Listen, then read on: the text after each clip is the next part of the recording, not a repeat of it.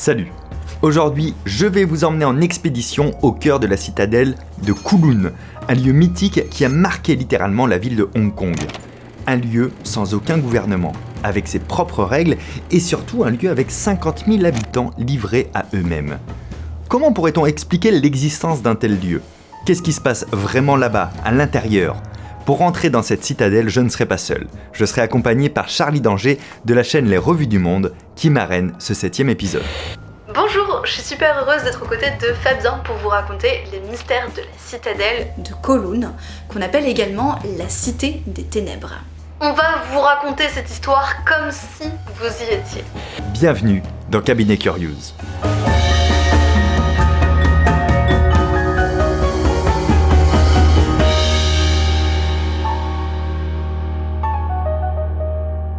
Avant de vous expliquer les détails croustillants de la citadelle, regardez cette image. C'est précisément de ça dont nous parlons, un amas de bâtiments les uns sur les autres au cœur de l'île de Hong Kong. On arrive même à distinguer des rues un petit peu entre les bâtiments. Ici s'appliquent des règles spéciales, les règles de la citadelle. Même le climat est différent de celui de Hong Kong. Il s'agit de l'endroit le plus densément peuplé au monde et ce qui s'y passe à l'intérieur est hallucinant. Avant de vous en parler, revenons-en au pourquoi. Pourquoi cette mini-ville dans la ville de Hong Kong a-t-elle vu le jour? Pourquoi est-ce si densément peuplé? Comment en est-on arrivé là?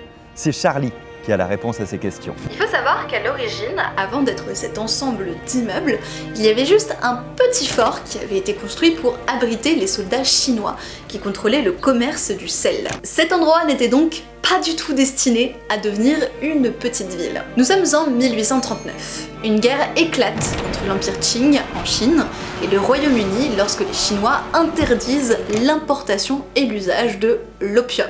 Et on aimait bien l'opium en Europe. Ça devient une guerre parce que le Royaume-Uni a le monopole de la vente de drogue en Chine. C'était un business très lucratif pour les Britanniques. Du coup, l'interdiction prononcée par les Chinois pose un petit problème au Royaume-Uni et c'est le début d'un petit conflit commercial nommé la guerre de l'opium. Vous aurez peut-être du mal à le croire, mais les Britanniques remportent la guerre en 1842 et ils peuvent désormais vendre de l'opium en Chine. Et grâce à leur victoire, la ville de Hong Kong leur est cédée et devient donc une colonie britannique. Sauf la cité de Kowloon qui appartient toujours à la Chine. Les autorités chinoises décident de construire une forteresse autour de la fameuse cité de Kowloon pour contrebalancer l'influence des Britanniques sur le secteur. Ils veulent préserver leur territoire. Et c'est aussi à partir de là qu'on l'appellera la cité emmurée. Mais coup de théâtre, les Britanniques attaquent la citadelle et la zone se retrouve un peu à l'abandon. Ni la Chine ni le Royaume-Uni ne vont tenir compte de cette zone. Pour eux, cet endroit est à oublier. Kowloon Walled City n'applique donc aucune règle du gouvernement et dispose de ses propres règles. Et entre nous, une zone sans foi ni loi, ça donne rarement quelque chose de super chouette. Le temps passe. Nous sommes maintenant en 1949 et Mao arrive au pouvoir. À ce moment-là, beaucoup de Chinois cherchent à fuir le régime politique et se réfugient dans la cité Kowloon. Et c'est là que les choses évoluent. La ville atteint 5000 personnes en 1950, puis 10 000 et des dizaines de commerces en 1973, et elle continue à grimper comme ça jusqu'à 50 000 habitants en 1990. C'est impressionnant! Une densité d'habitants équivalente à quasiment 2 millions de personnes par kilomètre carré. On pourrait se demander quelle est la vie de ces habitants à l'intérieur de ces murs. Cette question, le photographe Greg Girard se l'est posée. Il s'est faufilé dans les ruelles sombres de la Cité des Ténèbres pour enquêter et prendre quelques clichés à couper le souffle. Vous verrez plusieurs de ces photos au fil de la vidéo.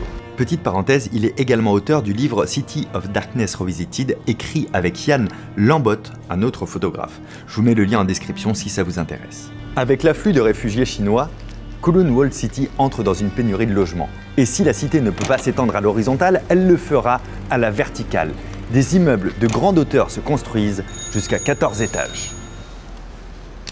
Prenons un petit peu de hauteur, justement. Pourquoi est-ce que les habitants, ils n'ont pas réussi à étaler un petit peu plus leur construction pour être moins les uns sur les autres? Pour rappel, le territoire autour de la cité, il appartient aux Britanniques, et ils n'ont pas le droit de construire autour. D'où le fait d'avoir fait de très très hauts immeubles comme ça. À votre avis, combien d'immeubles ont été construits dans cette petite zone? 10? 50? 200? Eh ben, c'est vraiment plus que ça. ce sont près de 300 immeubles. 300 immeubles, c'est colossal sur une zone aussi petite que 3 stades de foot.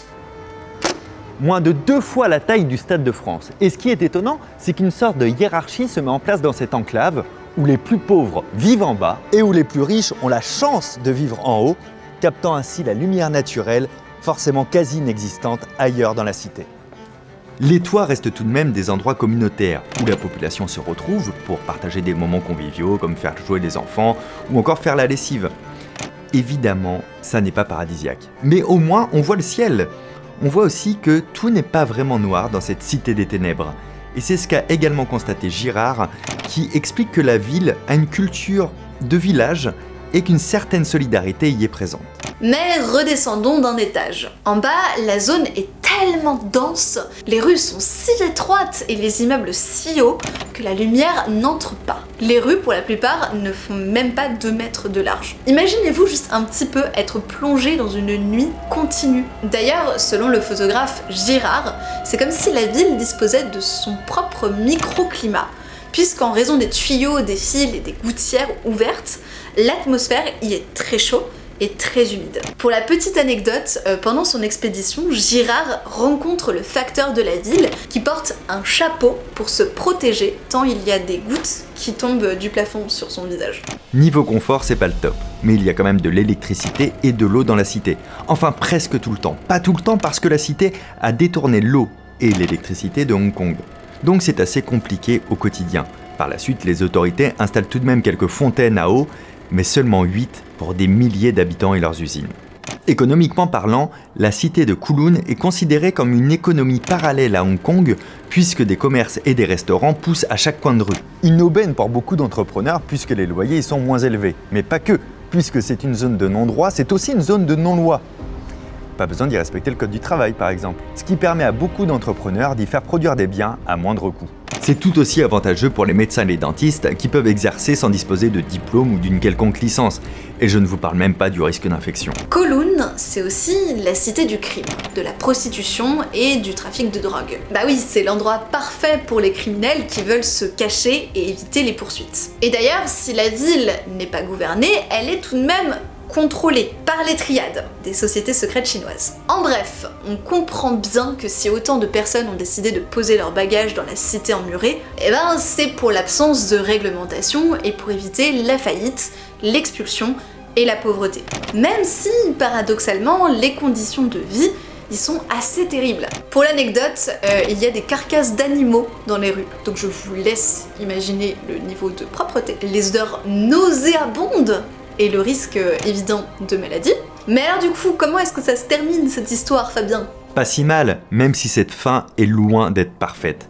Nous sommes alors en 1984, des négociations se font entre les Chinois et les Britanniques, et ces derniers souhaitent finalement redonner Hong Kong à la Chine, et en profiter pour détruire Kowloon Walled City. Une cité qui au final pose un problème à Hong Kong, parce que, à ce moment précis, la ville commence à se moderniser. 9 ans plus tard, en 1993, la cité est complètement rasée. Et qu'est-ce qui s'est passé pour tous ces habitants ? Il a fallu tous les reloger. Le gouvernement a dépensé jusqu'à 3 milliards de dollars pour remplacer ses habitants et ses commerces. Les habitants ont toutefois reçu une compensation financière, mais qui, selon eux, n'était pas assez conséquente. Aujourd'hui, la cité a laissé place à un magnifique parc qui met en lumière cet héritage historique. Merci Charlie d'avoir participé à cet épisode. Si vous êtes curieux d'archéologie, d'histoire, d'anthropologie et de découverte, je vous recommande vivement de faire un tour sur sa chaîne passionnante, Les Revues du Monde, que vous trouverez évidemment en lien dans la description. Merci beaucoup à toi Fabien pour cette invitation, c'était très cool. À très vite et n'hésitez pas à passer sur ma chaîne. Si vous ne me connaissez pas, je m'appelle toujours... Voilà, c'est ça, Fabien Olicard. Le prochain épisode de Cabinet Curious va être publié le mois prochain et parlera du mystérieux triangle des Bermudes. Quant à la prochaine vidéo, elle arrive dans quelques jours sur cette chaîne YouTube. Et si jamais vous voulez voir d'ici là tous les numéros de Cabinet Curious, vous avez tous les épisodes et les liens correspondants dans la description. Vous pouvez aussi encore faire du bien à votre curiosité en lisant mon magazine Curious, un magazine mensuel de 60 pages qui est livré directement dans votre boîte aux lettres partout dans le monde. Le lien est aussi évidemment dans la description. Ici, je vous mets 2 anciens épisodes déjà parus. Prenez soin de vous, à très bientôt, ciao.